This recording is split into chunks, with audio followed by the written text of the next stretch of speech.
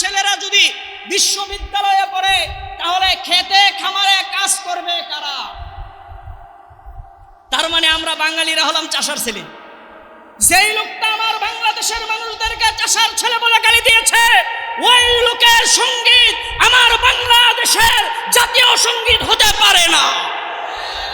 আমরা দেশকে যেমন ভালোবাসি তার চেয়ে বেশি ভালোবাসি নবী মুহাম্মদ সাল্লাল্লাহু আলাইহি সাল্লামকে। নবী মুহাম্মদ সাল্লাল্লাহু আলাইহি ওয়াসাল্লামের মিশন ছিল শিরকের বিরুদ্ধে কথা বলা, আমরাও শিরকের বিরুদ্ধে কথা বলবো। আজকে আমাদের যে জাতীয় সঙ্গীত পড়ানো হয়, জাতীয় সঙ্গীত নিয়ে কিছু কথা। জাতীয় সঙ্গীতের মধ্যে একাধিক শিরকি কথা আছে।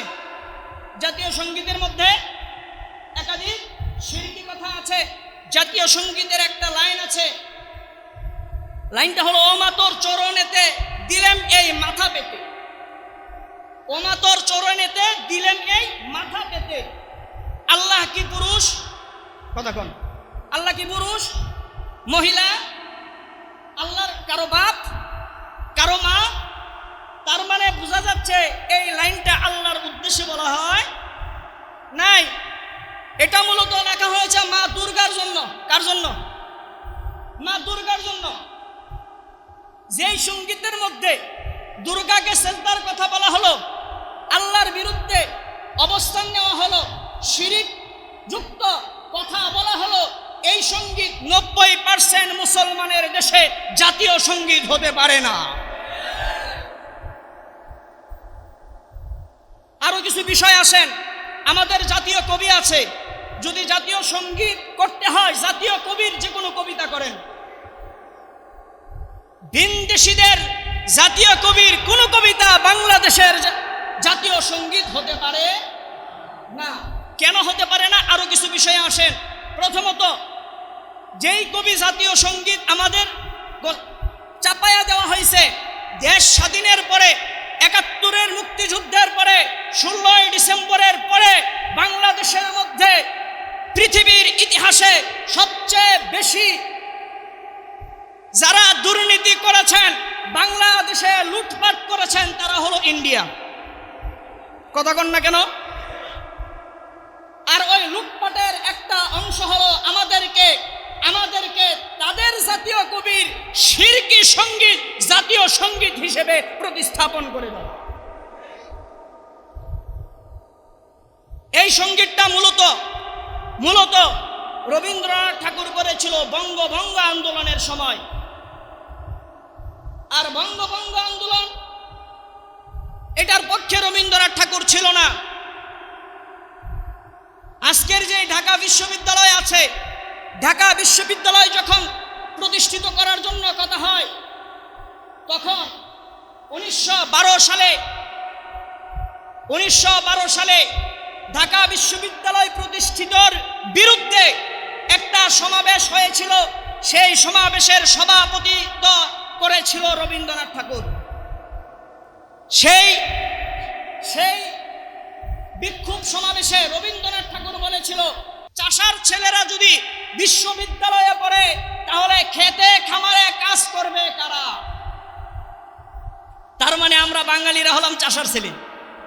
যেই লোকটা আমার বাংলাদেশের মানুষদেরকে চাষার ছেলে বলে গালি দিয়েছে, ওই লোকের সঙ্গীত আমার বাংলাদেশের জাতীয় সঙ্গীত হতে পারে না। জাতীয় যেমন বিষয় আছে, আমাদের ইমানেরও বিষয় আছে। কথা বলেন, আমাদের ইমানেরও বিষয় আছে। যেই জাতীয় সঙ্গীত স্বাধীনতার আগে লেখা হলো, যেই সঙ্গীতে আমাদের বাংলাদেশ শব্দটা পর্যন্ত একবারও নাই, সেই সঙ্গীত বাংলাদেশের জাতীয় সঙ্গীত হয় কিনা? মূলত এই সঙ্গীত রবীন্দ্রনাথ ঠাকুর লিখেছিল পশ্চিমবঙ্গের জন্য। পশ্চিমবঙ্গের কোন কবিতা আমার স্বাধীন সার্বভৌমত্ব বাংলাদেশের যদি জাতীয় সঙ্গীত হয়, তাহলে এটাও স্বাধীনতা বিরোধী শক্তিদের একটা ষড়যন্ত্র। এই জন্য আজকে এই কথা বলতে গেলে অনেকের চুলকানি হয়। কি হয়? জাতীয় সঙ্গীতের পিছনে হুজুররা পড়ছে কেন? আরে ভাই, জাতীয় সঙ্গীতের পিছনে হুজুররা পড়ছে, হুজুররা তো জাতীয় ফুলের বিরুদ্ধে পড়ে নাই, পড়ছে ফলের বিরুদ্ধে পড়ছে, মাছের বিরুদ্ধে পড়ছে, পতাকার বিরুদ্ধে পড়ছি। অনেকেই বলতে পারেন ও হিন্দু করছে দেখা। না না না, হিন্দু করছে দেখে আমরা বিরোধিতা করছি এমনও নয়। কারণ জাতীয় পতাকা যারা এটার নির্মাণ করেছে তাদের মধ্যে অন্য জাতীয় পতাকার বিরুদ্ধে কথা বলি নাই? কথা বলেছি। আমরা কথা বলছি 90% মুসলমানের দেশ, মসজিদের শহর, যেই দেশে আল্লাহু আকবারের ধ্বনিতে সূর্য ওঠে, আল্লাহু আকবারের ধ্বনিতে সূর্য ডুবে, সেই দেশের মধ্যে জাতীয় সঙ্গীত কশ্চিন কালেও কোনো শিরকি সঙ্গীত হোক, এটা কোনো ইমানদারের বাচ্চা চাইবে না। যারা চাচ্ছে জাতীয় সঙ্গীত যেটা আছে ওইটাই থাকুক, মনে করতে হবে এরা মুসলমানের ঘরে জন্ম হলেও এদের ঈমান নিয়ে আমরা সংশয় বোধ করি। কাজেই আমাদের দাবি, স্পষ্ট দাবি, আমরা যেখানে আছি সেখান থেকে এই দাবি উঠাবো, শিরকি কোনো কবিতা যেন আমার আপনার মাতৃভূমি শাহজালাল, শাহপরান, শাহ মাকতুম, শাহ আমানের বাংলাদেশের জাতীয় সঙ্গীত হতে পারে না। এই জাতীয় সঙ্গীত পরিবর্তন করা হোক, এর পক্ষে কারা কারা হাতগুলো দেখতে চাই। আছেন আপনারা? সবাই আছেন ইনশাআল্লাহ? আল্লাহ তাআলা সবাইকে তৌফিক দান করুক। দেখেন, আল্লাহ তাআলা উসিলা খুঁজবে। শিরকি একটা কবিতা জাতির উপর চাপায়া দিল। আমার আপনার সন্তান স্কুল, কলেজ, ভার্সিটিতে লেখাপড়া করছে, সকালবেলা ঘুম থেকে উঠে আমি নাস্তা করে স্কুলে পাঠিয়ে দিলাম, আর শিরকি একটা কবিতা আমার সন্তান পরে স্কুলের ক্লাস রুমে গেল। এটা কি ইমানদারের কাম্য? কথা বলেন, এটা কি ইমানদারের কাম্য? কশ্চিনকালেও হতে পারে না। কাজেই জাতীয় সঙ্গীত পরিবর্তন করা হোক। হয়তো আমি আপনি যদি এই ব্যাপারে কথা বলি, আল্লাহ তাআলা যেহেতু এই শিরকের বিরুদ্ধে কথা বলেছি, নবী মুহাম্মদ সাল্লাল্লাহু আলাইহি সাল্লামের মিশনের অংশে আমরা থাকার কারণে আল্লাহ এই উসিলায় আমাদেরকে নাজাত দিয়ে দিতে পারেন। এই জন্য সবাই রাজি আছেন তো ইনশাআল্লাহ?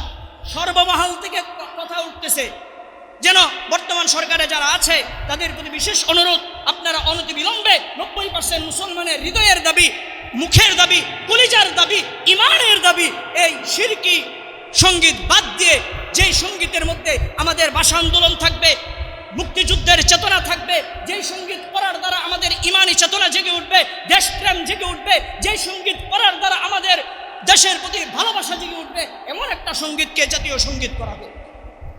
সবাই একমত ইনশাআল্লাহ?